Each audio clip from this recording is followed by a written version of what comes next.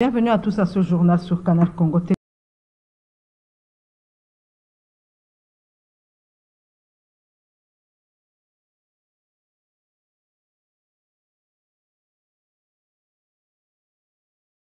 Dans la province de l'Ituri, suivez leur déclaration au micro de notre correspondant sur place, Joël Kamab.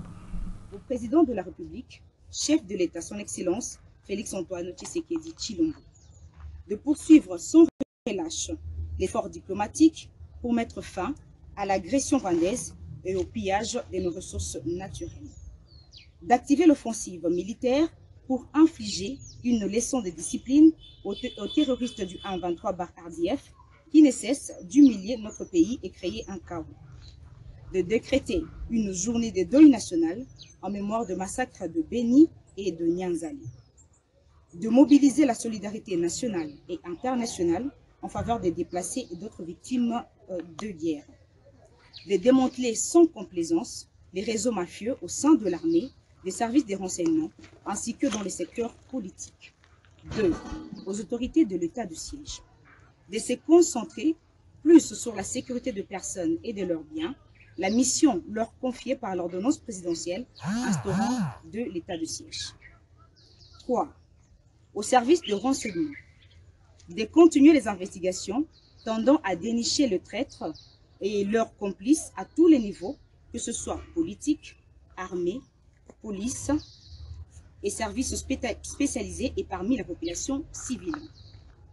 4. Aux volontaires pour la défense de la patrie Wazalendo, de rester déterminés à défendre la terre de nos ancêtres en s'engageant sans relâche jusqu'au sacrifice suprême, celui d'accepter de mourir debout et de mourir à genoux. 5.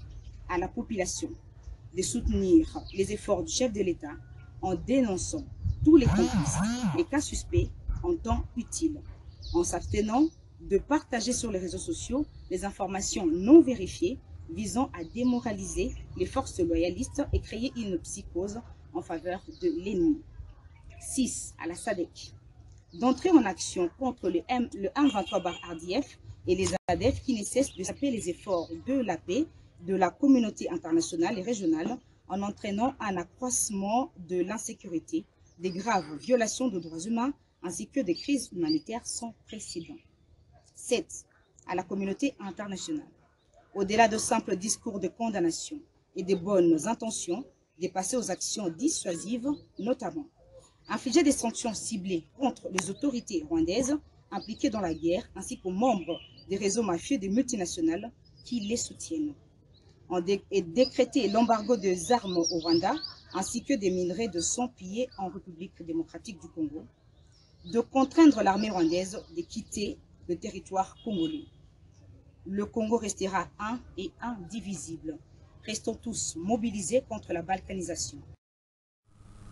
Et puis ce cri d'alarme du notable de Rutshuru, Aimé Mukanda, il appelle à une aide humanitaire de plus de 200 000 déplacés de guerre qui vivent dans des conditions difficiles à Kanyabayonga, Kaina, Kirumba, Mériki à l'est du territoire de Walikale.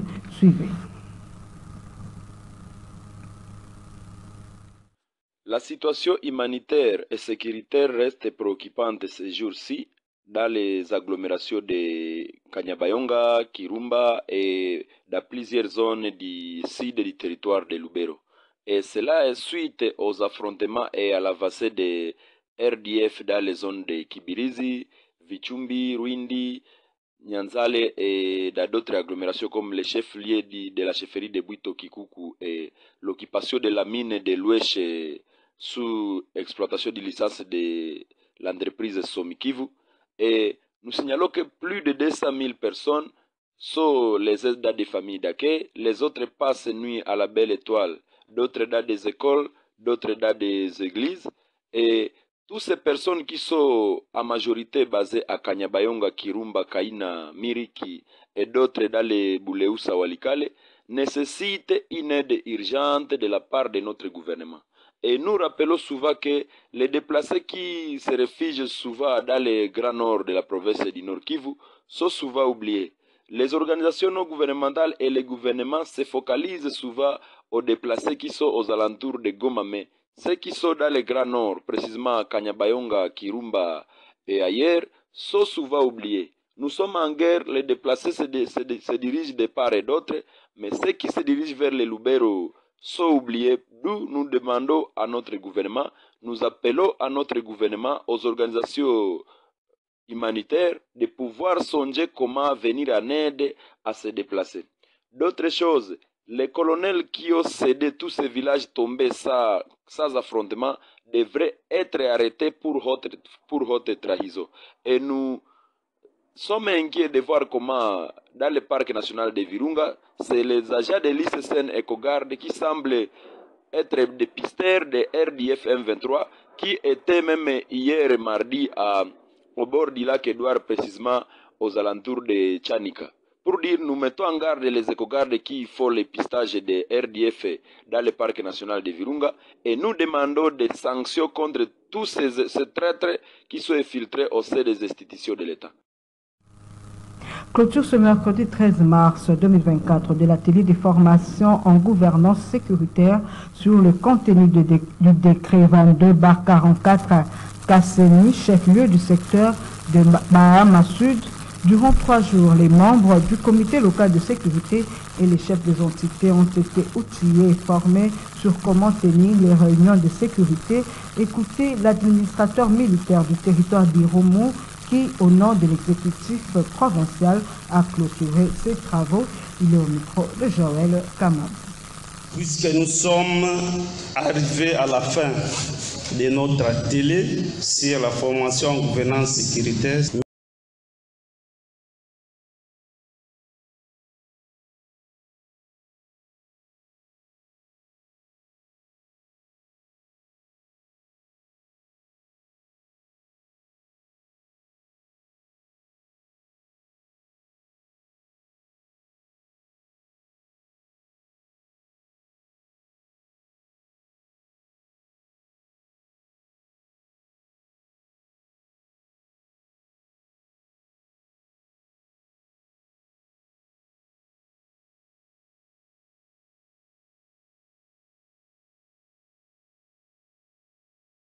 dans vos entités respectives pour une bonne gouvernance sécuritaire, en incluant toutes les couches sociales selon la nécessité dans le respect du présent décret. Et j'insiste surtout sur la redevabilité, communication et suivi. C'est à ces mots que je déclare clos l'atelier sur la formation en gouvernance sécuritaire à l'intention des membres de CELES du territoire et des chefs des ETD du territoire Tiroum. La Cour constitutionnelle siégeant en matière de contentieux des résultats des législatives nationales de décembre 2023 a rendu ses arrêts. D'après ces arrêts, plus de 40 députés nationaux ont été réhabilités, remplaçant ceux proclamés provisoirement par la CENI. La population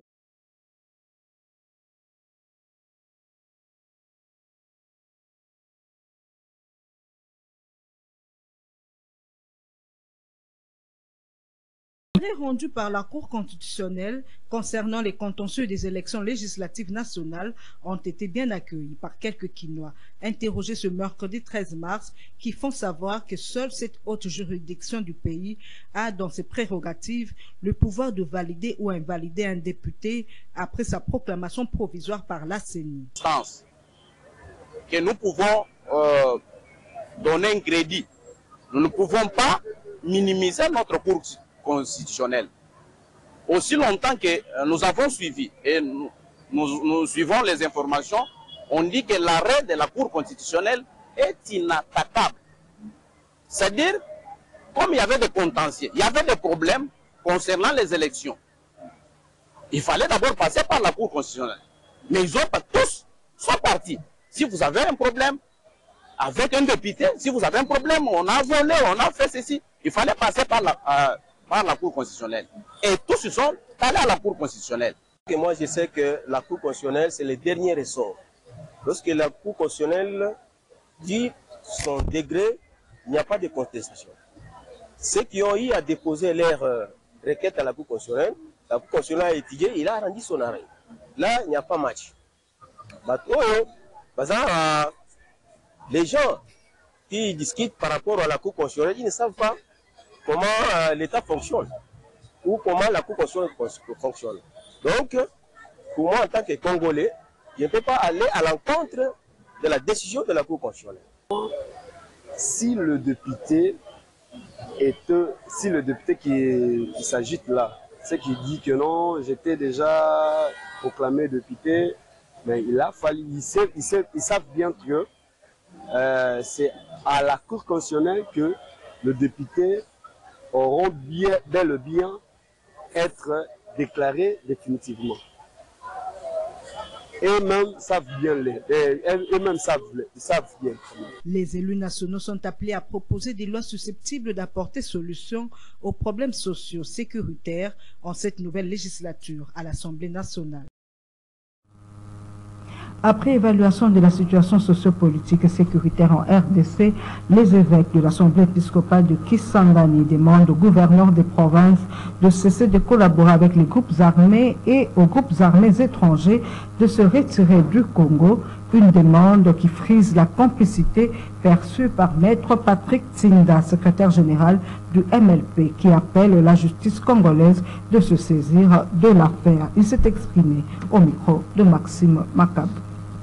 Énième fois que l'on puisse demander, puisque à ce temps, vous êtes sans ignorer, que même le président de l'Assemblée nationale, M.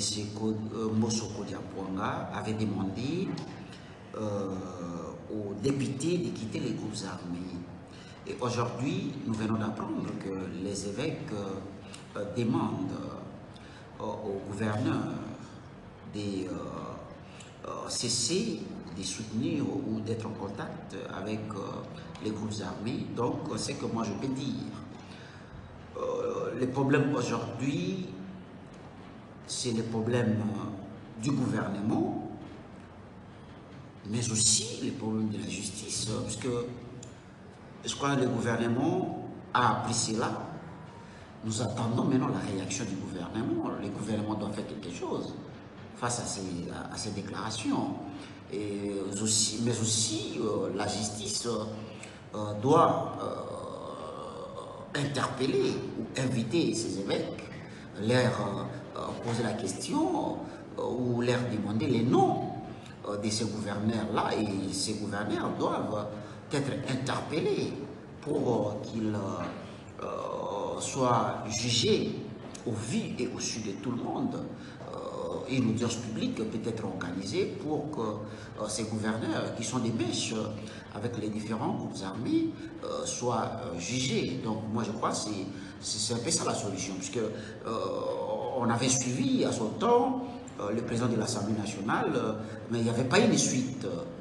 Il avait demandé à ses collègues de quitter les groupes armés, mais il n'y avait pas une suite. Aujourd'hui, je crois que s'il n'y a pas une suite, je crois que prochainement, on ne va plus prendre au sérieux ces genres de déclarations. Donc, c'est une menace que le gouvernement doit prendre au sérieux, mais aussi notre appareil judiciaire. Toujours en justice, sachez que le chef de l'État, Félix-Antoine Tshisekedi, a échangé avec la ministre d'État de la Justice et garde de Sceaux, Rose Mutombo, qui est au sujet du comportement des différents députés provinciaux qui monnaient leur voix auprès des candidats sénateurs et gouverneurs. En sa qualité de garant du bon fonctionnement des institutions, Félix Tshisekedi a demandé à la ministre d'État de la Justice d'échanger avec le procureur général près la Cour de cassation pour qu'il puisse attirer l'attention des différents procureurs généraux sur tous ces bruits de corruption. On l'écoute. Effectivement, je suis venu sur instruction du président de la République le rencontrer, puisqu'il a vraiment un souci par rapport au comportement des différents députés provinciaux.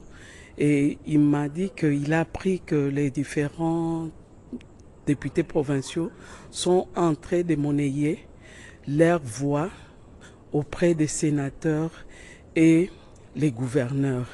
Il m'a demandé d'instruire et d'échanger avec le procureur général près des cassations pour qu'il puisse instruire les différents procureurs généraux d'attirer leur attention sur cette corruption qui ne dit pas son nom et que les services seront derrière ces députés provinciaux, celui qu'on va attraper en train de monnayer.